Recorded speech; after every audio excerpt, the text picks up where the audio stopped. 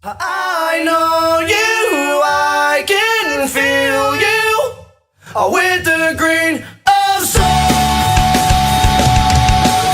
It's more than empty dreams and promises. It's not infecting me no more. When all I say to you is getting gone, you won't be feeling me no more. I know you, I can feel you with the green of souls. When you're not looking at me, I feel so slow. When all those dreams of all our memories, ever stop being alone and one. And thoughts of you just bring me down inside. I sing it with the ring of souls. I know you, I can feel you with the ring of souls. When you're not looking at me, I feel so slow.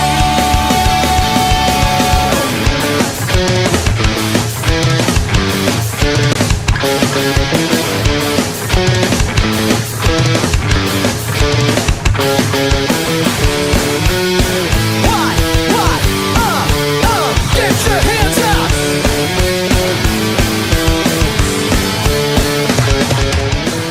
It's more than empty dreams and promises.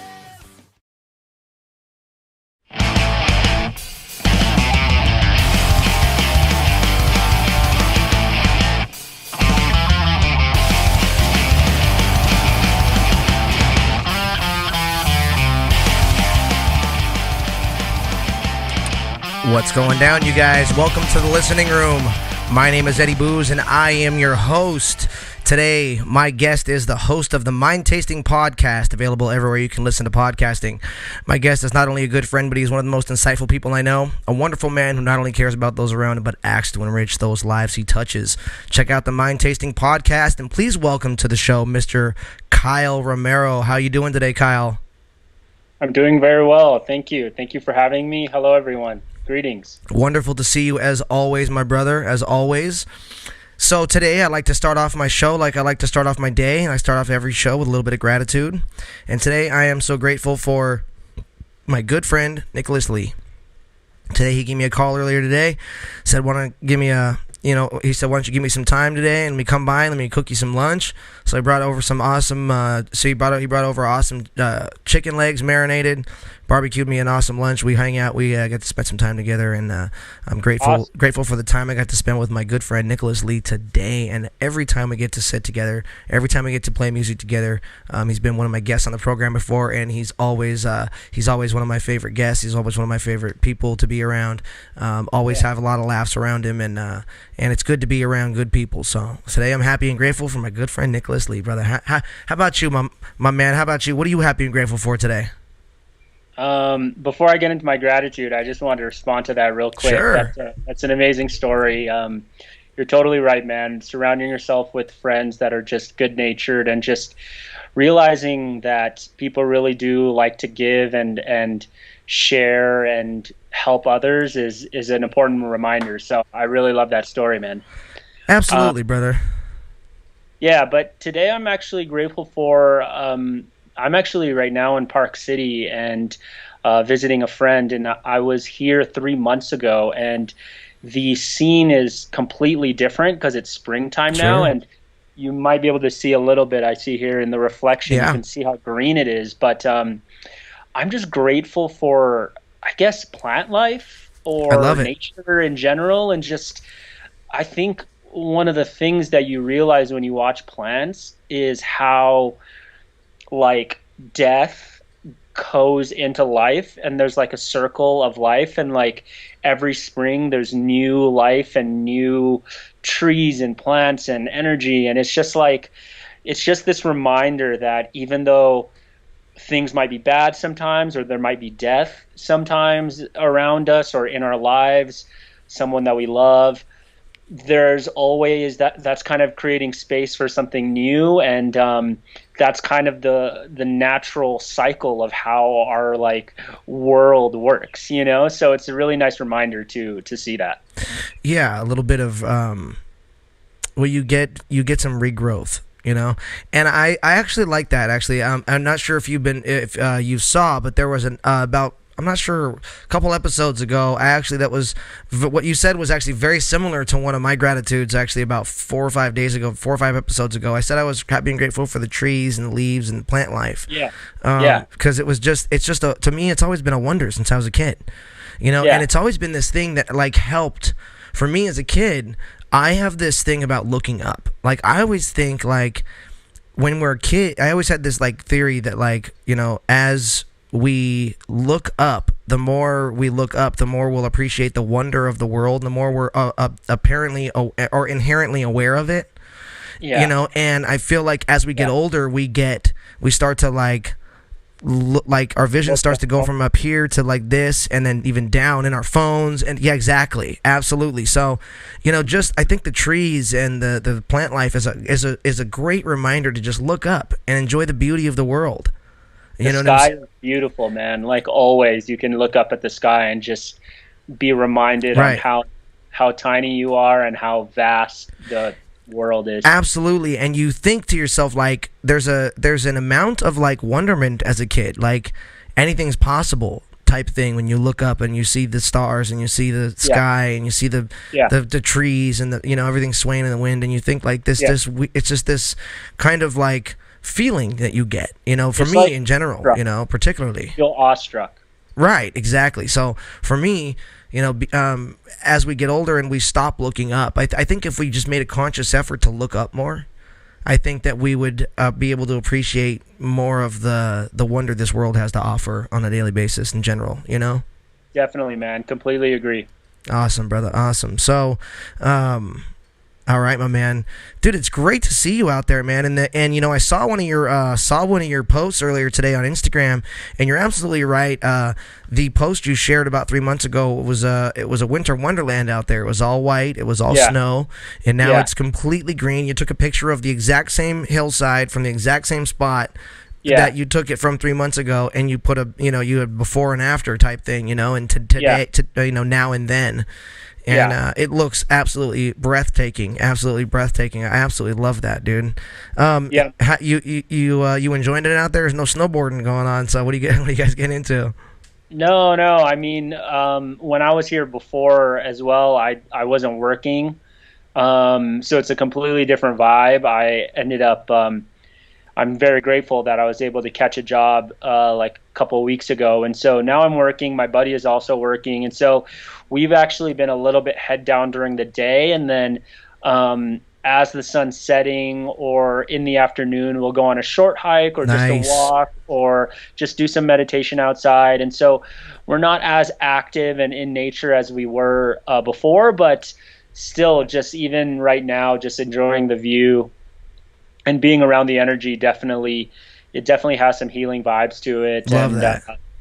Yeah, man. It's not snowboarding, but it's still a lot of fun out here. And there's actually I've seen a lot of bikers and mountain bikers. I don't personally do that, but very interested in learning. So maybe someday. Awesome. You know, Ray says, you always say what you're thankful for, but what would you challenge people to do? You know, Ray, that's a really good question, actually, and I always like to say on the show, you know, one of the things that I've always said on the show is that staying active in your own mental and emotional health is key. And I find that recognizing, being aware of, celebrating, acknowledging the things you're grateful for on a daily basis are part of that, and are part of helping you stay in the focus, helping you stay in the consciousness and focused on gratitude and abundance and growth and, you know, spirituality and self, you know, and all the things that come with that. You know, all the aspects that come along with that. Now, what I invite people to do every time on this show is I invite people to consider the things that they're grateful for. I invite people to consider writing down these things. I invite people to consider sharing the things that they're grateful for with people that are close to them, and even people that aren't. I invite people to start exploring these feelings of gratitude in public. I would invite them to start exploring the energy that comes along with exploring those feelings of gratitude, because there is an energetic projection that comes along with that. Once you start to engage consciously in gratitude, there's an energetic projection that comes along with that emits from yourself. Things start to feel differently. And what I mean by that is your biochemistry will change. You feel different. And then all of a sudden, your interactions with the people outside of you and your external experiences will start to become a little bit more positive, a little bit more, a little less overwhelming. You'll start to feel like you are in charge of writing your own story. You know, these are just these things that I invite you to do to be conscious of the things you're grateful for, to be fully aware of the things you're grateful for. And one thing I would actually put on top of that is I would actually challenge out there everyone to say thank you before you go to bed and right when you wake up in the morning. Try doing that for 30 days. That's a David Meltzer challenge, and I would like you guys to challenge you guys to do that, is to say thank you every morning when you wake up and every night before you go to bed, and see how that changes your life. See how that differs your own consciousness, your own vibrational frequency, and your own gratitude. You know, and see what transpires. You know, and what do you have to lose? You know, and Kyle, I want you to answer that question too. What would you challenge people to do? You know, as far as us always expressing our gratitude and expressing how thankful we are for the little things in our lives every day, or just shining a little light on some of those things. Absolutely, Ray, 100%, bro. That was a great question. What would you challenge people to do more? You know, just on a basic level that somebody can easily do to start to kind of, feel this gratitude or express it, even. Sure. So I actually just recorded a podcast. It'll be going out tomorrow because I'm editing it. Excellent. But it actually fits really, really nicely with this, which is, I think this practice that we're talking about of being grateful and seeing the potential in yourself and attracting a life that you want to create is all awesome, and definitely continuing to be in that energy and that focus is awesome. However, I would also challenge people to balance that with being present and appreciative of the moment now. Sure. And finding something that brings you joy in the moment that isn't for anything else. So much of what we do is to cultivate, I want to have more money for maybe a life that I'm creating. I want to build a career, right. so I'm something. It's like a results-oriented, outcome-oriented mindset, which again is great. You want to have good results and pay attention to the feedback you're getting from the world and analyze, how could I improve this or that? But I think having one or two practices that aren't outcome-based at all, and you just literally just love to do it, I would challenge people to have a daily habit of something that isn't supposed to be for your benefit, to be better, to achieve something. None of that. You just like doing it. Totally. You literally just enjoy, Eddie, for you, music. And I think what is a great example for you is the thing that you love to do is starting to create. Right. And that's what it almost feeds into it. And I think I'm a little bit earlier in the process where I'm just finding things that I enjoy doing. But I know if I continue to practice it and do just the activity of just doing it, I know it will start to manifest things that I'm not even planning. I'm not even thinking about that stuff. I'm just thinking about, I just want to raise my energy right now and do something that I love right now. And I'm not even thinking about how it's going to benefit me. I just like doing it, and I feel good when I do it, So I think everyone finding that thing that they just love to do, no outcome, no achievement, no future thing that they want out of it, is a really good practice to have. I think you're absolutely right about that. Now, I think there's two things that you said in there that are really important, actually, and that is so key. For instance, for me, music, obviously, but also, music is my job to a certain extent. I write music for film and television. I perform on a regular basis. Things I teach, things along those lines. So music can also be work, and it can be that kind of I can slip into that mentality of, you know what I mean? You have to have another practice. Correct. That's the thing. You have to balance it. That's right. Once you start seeing your relationship with one thing, kind of like there's pressure and now I have to do it and it's a chore almost. Right. You have to find that thing like, okay, I'm going to add something that I just love and there's no pressure. And you know what? A lot of times that comes with trying new things.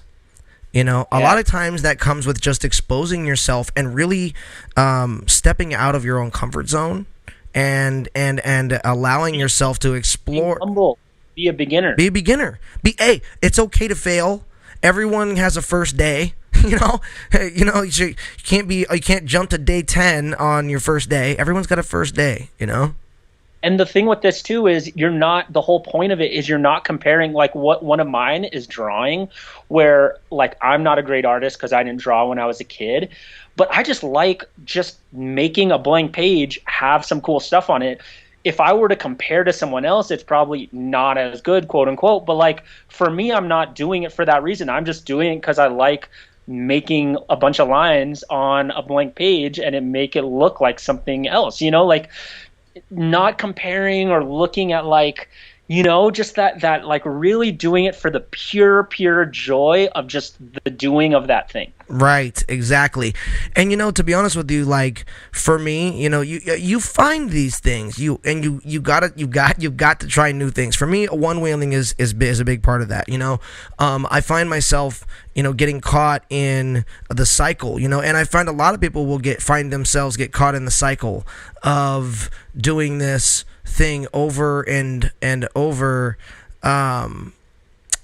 like your job, like your daily routine, like whatever it may be. But when you start to try new things and then you find something you love, and I think you're absolutely right. I think it's a great challenge for people. I think it's a great thing to challenge people to find something if they don't already have that and do it as much as possible.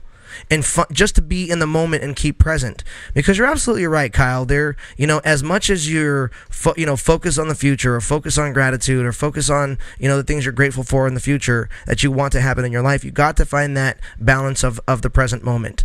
And I think, to be honest with you, I think here's I think a point I want to make here is the fact that when you are practicing gratitude, because we always talk about how it is a practice. When you're practicing gratitude, you almost have to concede yourself to the moment. You almost have to learn. You have to learn to surrender yourself to that moment in time. Because if you start to get ahead of yourself, you're not going to be able to feel the emotions or actually register or process the gratitude in real time. You see what I'm saying? Now, I mean, absolutely, you want to trigger the, you want the environment to, the environment triggers the gene. You know what I'm saying? So it's like you want to signal the gene ahead of the environment. You know what I'm saying? So yes, there is an aspect of looking forward, and there is an aspect of absolutely manifesting. And it's not always manifesting when you're affirming, meditating, practicing gratitude. So it's not always a future thing. A lot of it is a surrendering to the moment and allowing yourself to be in the moment, especially meditation. I mean, that's really what meditation is all about, is being in the moment, is becoming present with the moment and surrendering to, and having your body surrender to, your will, instead of its will. So and I think another thing with meditation that's a kind of a balance. It's almost like a yin and yang thing. I see manifestation as a yang energy. Right. It's more of a creation and a production and an offensive. It's a movement and an action. It's yang energy versus meditation is yin energy. It's receiving, it's allowing. I'm not doing anything. I'm actually just experiencing my experience fully, and I'm not adding anything else. And I'm just going to allow what is the contents of the present moment to be as it is and not add anything else. And so I think that's where what we're talking about here is it's a balance. Right. You don't want to do too much of one. Now, what but about just know in your mind which one you're doing more of, and maybe try to balance it with the other. That very, very, very astute. Now let me ask you this: what amount of thought versus emotion goes into something like that? Do you understand what I mean by that? Like, what amount of conscious thought versus instinctual action, goes into that? Where's the balance there? Do you know what I'm saying? Well, I think I hear your question. I think our world and our culture focuses a little bit more on thinking, analyzing. I need to figure something out. I need to conceptualize it. I want to break it down and understand scientifically how it works. Sure. And so again, all true. of this is great. It's good to understand how things work and to figure out what's going on in our world. So I'm not saying don't do that. Of course, right. Yeah. Because our culture focuses so much on that and the thinking, I actually would say that, at least for me, I'll speak for myself, my practice is more of the emotional side and the surrendering side. Yes. Maybe there are things that are part of my world that I'm not going to be able to figure out and conceptualize. Right. Maybe there's parts that are unknown and there's other dimensions that I can't even, you know what I mean? Like surrendering to just possibilities. Yeah, possibilities and a feeling. Like another thing I'm learning in meditation is like where in your body the thinking is always here, and I'm noticing in meditation and in feeling it's more lower. And so practicing that type of vibe and putting your focus and your energy in that space, I think, again, is a good balance point where, since we're spending so much of our time thinking, maybe try to surrender that, maybe observe the thinking and let it pass, and don't go deep into it and start following it and saying, okay, I'm going to keep thinking about this. And right. Like letting it go, letting it pass, I think is really good practice. That in itself is a practiced art form, because that's so hard. Like very difficult. What's one of the hardest things to do is to stop being subjected to the program, is to be an observer, is to become the observer, is to say, wait a minute, whoa, like this is how I feel. Like, why do I feel that way? And then watch it go by. Like, watch the emotion instead of being subjected to it and feeling it. And yeah, you're going to feel it to some extent, but it's so strange when you can actually step outside of the feeling and be the observer and be the conscious observer of the thought instead of subjected to the thought or the emotion. Things are very, very much more clear, and they change, and it becomes a very different perspective. You wake up. You totally wake up. Yeah. It's like you're in a movie or a dream, and then you realize, like, oh wait, I don't actually have to believe this dream. Exactly. I could just watch it go by. Like, Smart. I don't need to believe this thing that I keep telling myself. I'm not enough. I'm not going to figure this out. Whatever bad, negative thought pattern you're like subjecting yourself to in that moment, you could actually just let it go if you are aware of it. That's right. And it's not only practicing it, like we said, it's not only continually actually engaging in the practice of it and going, yeah, damn, I don't like feeling this way. Like, okay, let me step outside that for a minute. Let me observe this. Let me watch. For me, here's how I do it. For me, here's how I actually do it. This is how I do it. So when I'm feeling a certain way, if I'm thinking about a certain thing that's making me feel a certain way and dumping a certain chemical into my body, and that's creating, this feeling, this in my biochemistry that's not good, I often do this. I often go, So I have this spot that I really enjoy that's out in Eagle Creek in Oregon that I go to, and it's very desolate. There's a beautiful river that runs in a big, kind of horseshoe shape, and you can stand right in the middle and watch kind of this whole thing run around. And so what I do is I'll literally stand there in my mind, and I watch the situation or the emotion or the thought literally go by me in the river, like it's floating down the river. I'm literally watching it pass. I'm consciously watching it pass me by. Yeah. So it's no longer stationary, static, sitting in the same place, waiting for me to continue to stress about it or worry about it. You know what I'm saying? Yeah. And in the moments of watching it, of consciously observing, literally observing the negative emotion or the thought in my mind, creating the picture of what that is and watching it go by, and say something happens, something that, like you said, you wake up. You know what I mean? And in practice, it's not just practicing that, but it's like you said, it's the very, very, very first step is becoming aware of it, is being consciously aware that you're having these feelings, you're having these thoughts, and how do I change them? I don't like them. I don't want to continue to be subjected to them. So how do I actively participate in the change? You know what I'm saying? Yeah. And it's 100%. Yeah, and being observant of the negative feeling or the separative experience that you may have had, and allowing it to and after observing it, and then even allowing that separative experience to even be viewed and framed in an integrative experience, is key. These things, all of these things, including celebrating your gratitudes and consciously acknowledging the things you're grateful for, even when you don't feel grateful. Especially when you don't feel grateful, especially when you feel terrible. You know what I mean? Those are the moments.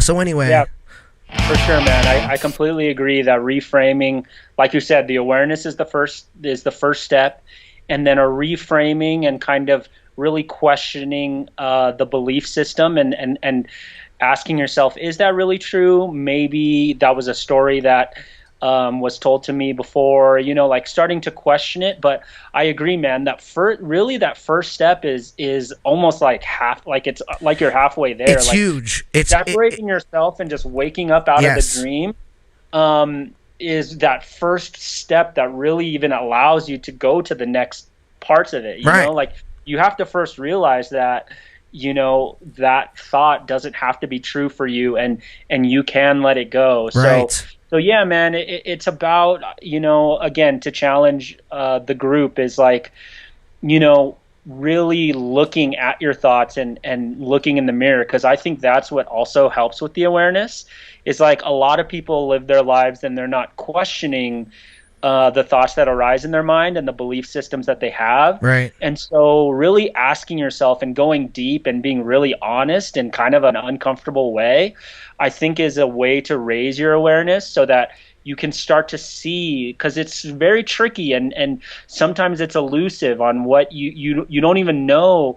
Sometimes it's a few layers deep of the thought that really is holding you back or that is limiting you. Sometimes it's a little bit further than you think, and so you really have to be introspective and be really honest with yourself. Absolutely. I agree 100,000%. Sandra says something very interesting down here, because I know you're a huge fan of Eckhart Tolle. She says Eckhart Tolle challenges us to say thank you to everything, the good and bad. And I will say that's another thing David Meltzer, who I mentioned earlier, is a big proponent of, is being appreciative of these experiences that come into your life. You miss the green light, you're late for something, things like that, and you just have to surrender and say thank you and say, I know I know the universe is always conspiring for my highest interest, and I appreciate that. I appreciate this in the moment now, because, had maybe I made this light, maybe I would have gotten in an accident 10 seconds later. Who knows? Yeah. Do you know what I'm saying? I think another thing that's been helping me with this, I was just talking to my buddy about this, is also realizing that literally you can't have good without bad. Sure. Like you wouldn't. Well, there's no perceptive, you wouldn't know reference. The feeling of a good day unless you've experienced a bad day. If all of your days were a certain like level of happiness or whatever, you wouldn't feel that. It would just start to be in the middle. And so the only reason you can feel great is because you've experienced bad. Sure. And in the comparison of, this is different. This is different because it's not that. A good day is not a bad day. And so the only reason I know it's good is because I've also experienced bad. Right. And so sometimes just thinking the day that's a bad day, oh, hey, I feel this and I get to feel this. And now this is another context point, and tomorrow, can be better. And now I just now I know, Right. because I'm experiencing it. Ray asks two important questions. He says, how much are you supposed to observe? And what are the keys to meditation? The first question there, how much am I supposed to observe? Ray, for me personally, and I'll just tell you kind of personally for me, and I assume you're talking about how much you're supposed to observe instead of being subjected to. Correct? And so much you're supposed to observe, especially specifically when I was talking about allowing your negative experience to be, to go, to pass by you. I usually generate a picture. Of what that overall situation or emotion feels like. And I observe that and that alone. I don't want to overwhelm myself with anything that's going to be too much for me to handle, or maybe feel like I'm being subjected again to the feeling, to the situation, to the reaction of the experience that I may have been feeling. So for me, I generate an overall picture that's not too in depth, but also it also leaves me with enough of the emotional imprint to completely recognize and acknowledge what's in front of me. Now, for me, that's what works. I know that there's other therapeutic, ways you can go, and there's other therapeutic things you can do, but for me, I feel that that's what works. I feel that not going too deep and too heavy into those things, especially when you're in the moment and you're feeling this way, you're going through this thing, and then you have the moment of thought where, hey, wait a minute, I become aware. You have the spark, and then you go, okay, well, since I got that spark now, I don't want to feel like this, so let me become aware, let me become an observer instead of the subjected to the feeling. And when you do that, I don't like to go too in depth and feel too overwhelmed with it, because then it kind of, when you try and do that as an observer and you start observing as much of the situation as you possibly can, while it may desensitize you to that thing, the more you expose yourself to maybe the traumatic experience that you may have had, while doing that may actually desensitize you to said experience, I find that dealing with that, especially as they come through, I personally don't like jumping into that, especially when you're living life. You got life to live. You got a job to go to. You got, kids, and you got things that are happening in your life. So sometimes you can't afford to allow yourself to go down that emotional road at a certain time, whatever that emotion just rears its ugly head or pops up. So sometimes you do have to kind of put those things, compartmentalize some things, and go, I'm seeing this negative experience, and I'm being observant of it and passing by.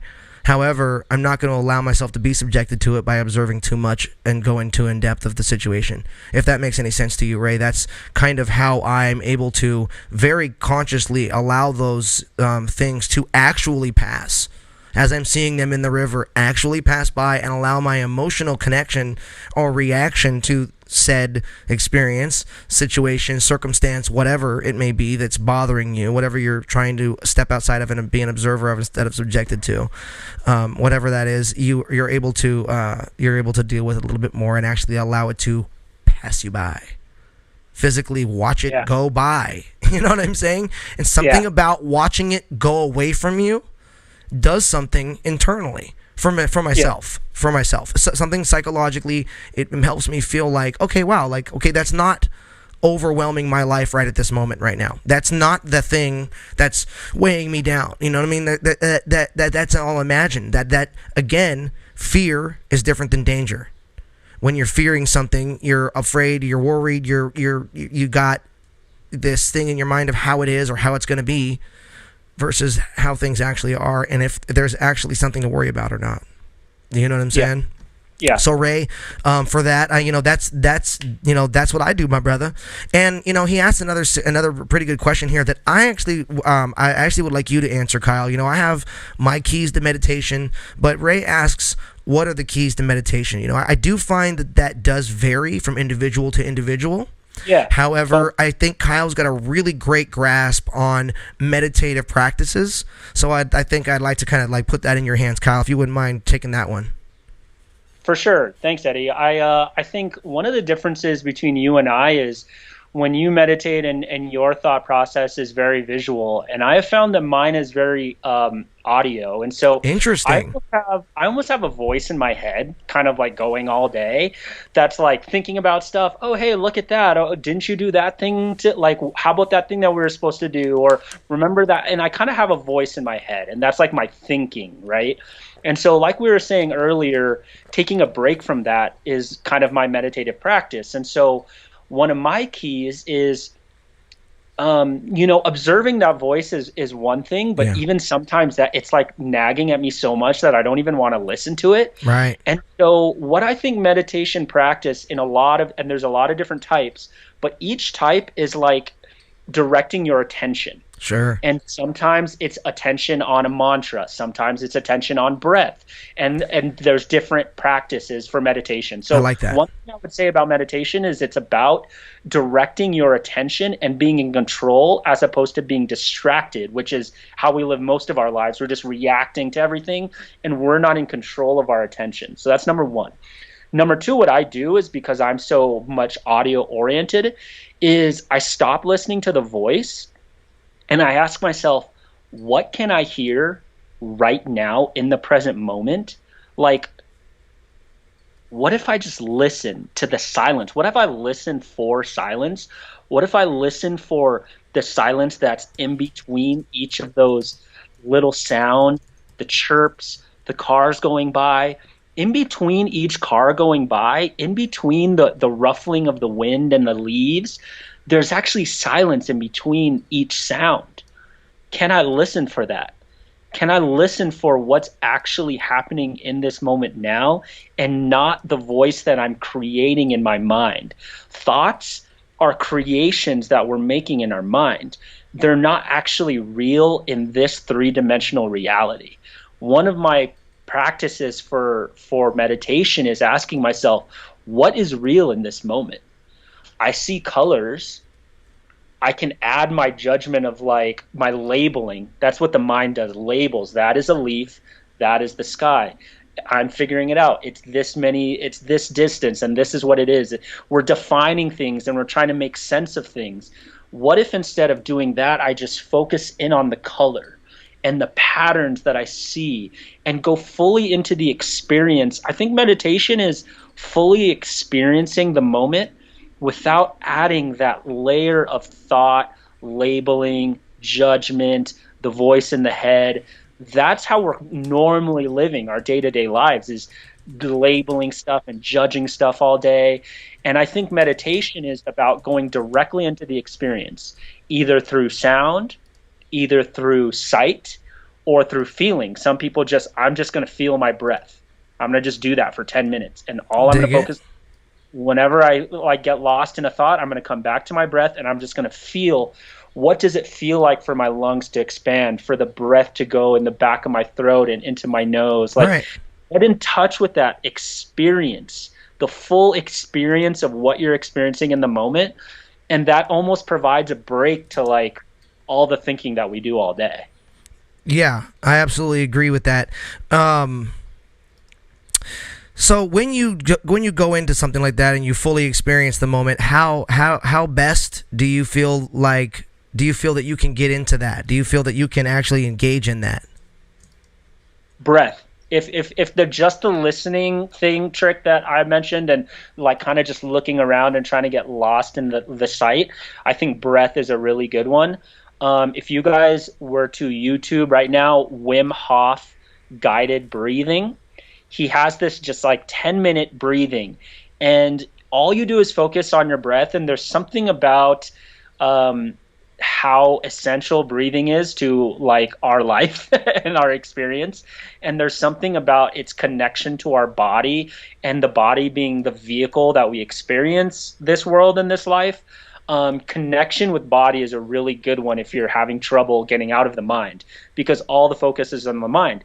So if you move your consciousness into your lungs, if you move maybe a martial art, a sport, dancing, working out, running.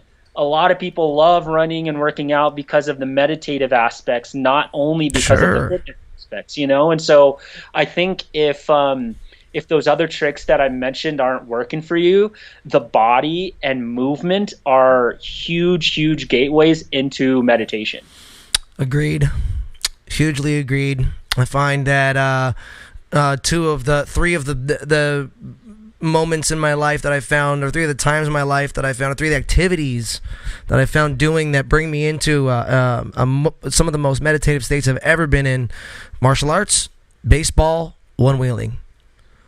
Those, and they all require movement. They all require not only movement but extreme body. Right. Yes. And not only does it require some development of skill to you know what I'm saying.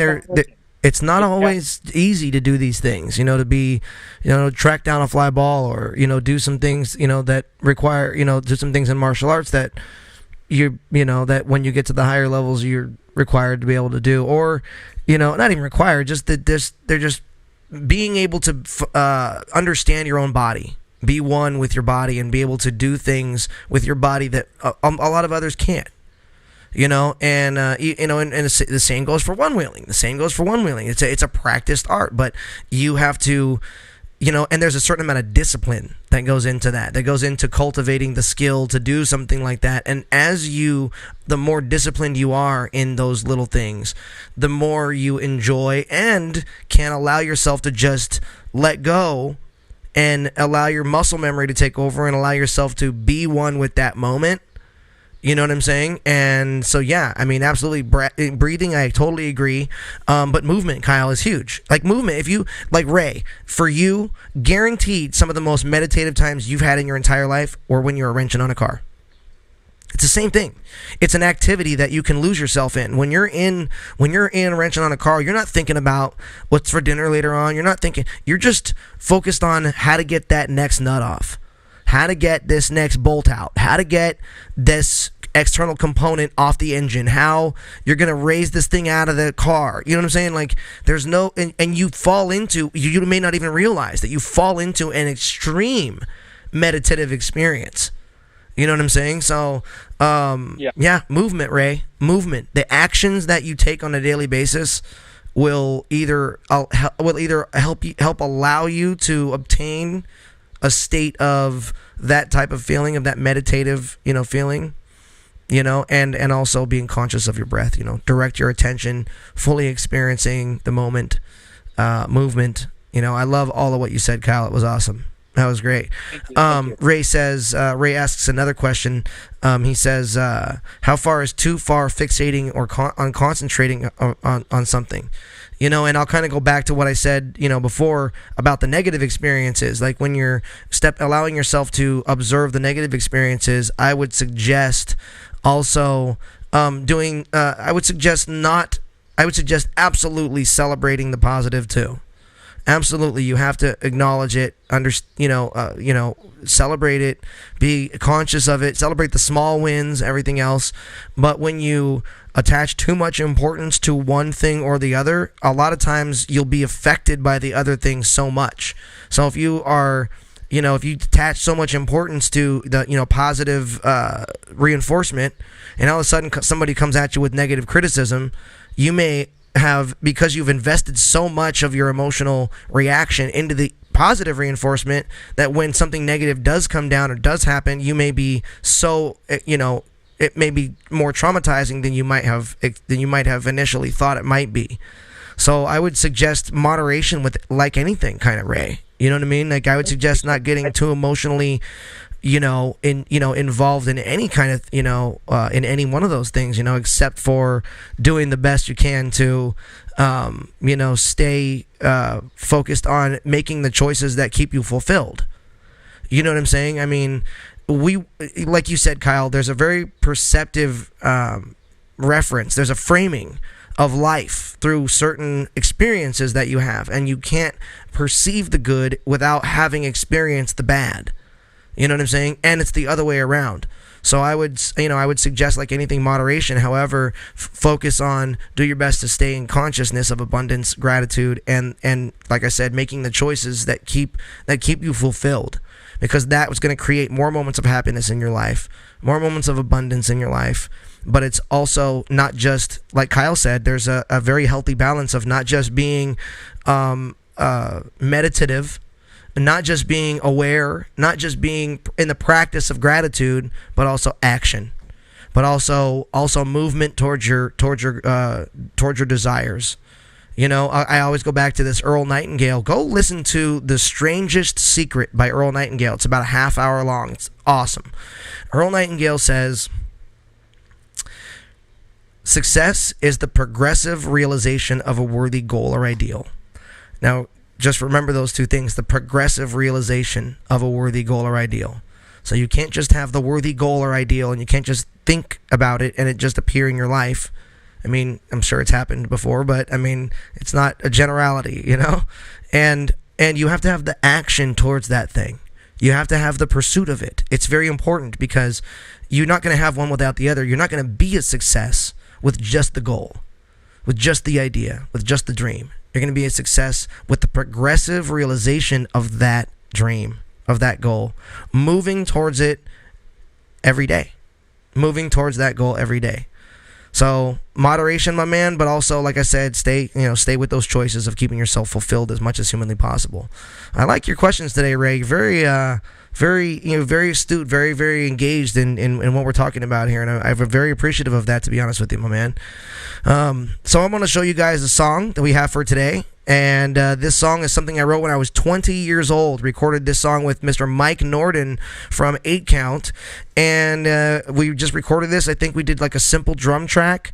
I think we did a bunch of vocal. I did a bunch of vocal harmonies and stuff like that, and an electric guitar track. I don't think there was any bass or anything, but it was super fun to do, and this is when I was 20 years old. And I remember at the very end, I wanted to do something like very like Billy Joel-ish. So like the end's got a really kind of fun, type of outro type of ending thing. So without further ado, let's go ahead and listen to Final Moments.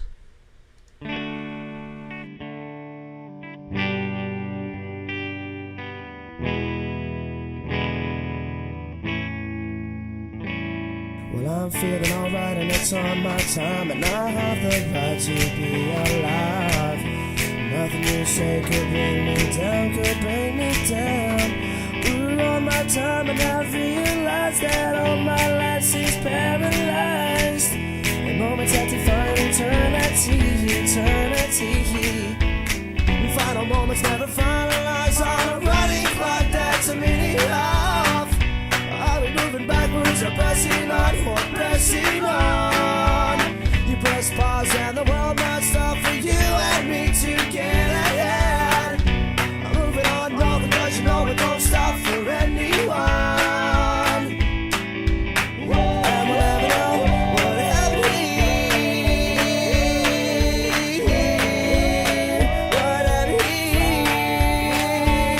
Now we're speaking fine, communication lines are up, but getting forced right now. Our minds are up at night while we're asleep. We're gonna make it better through all the bad weather. It's clearing up out in the sky. No more clouds to fall on me. Yeah, and everyone, including me, affected by this tragedy, brought down to my knees. Once again, we amend our glory. Final moments never finalize on a running clock that's a minute off. I'm moving back.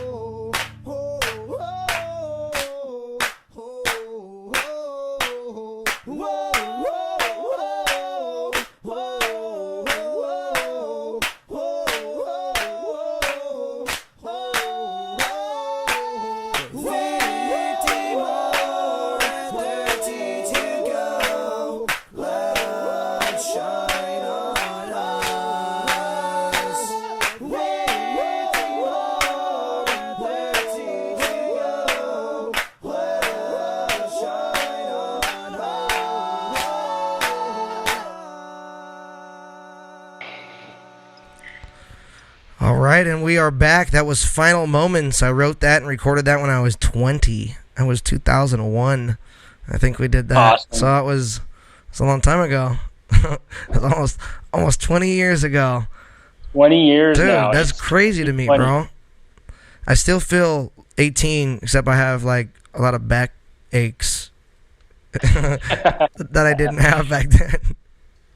Yeah, man. I mean, even though I think our culture doesn't kind of focuses a little bit more on like youth and the 20-year-old being the prime of a person's life, but I actually feel I'm like heading into it. Like I have so much left.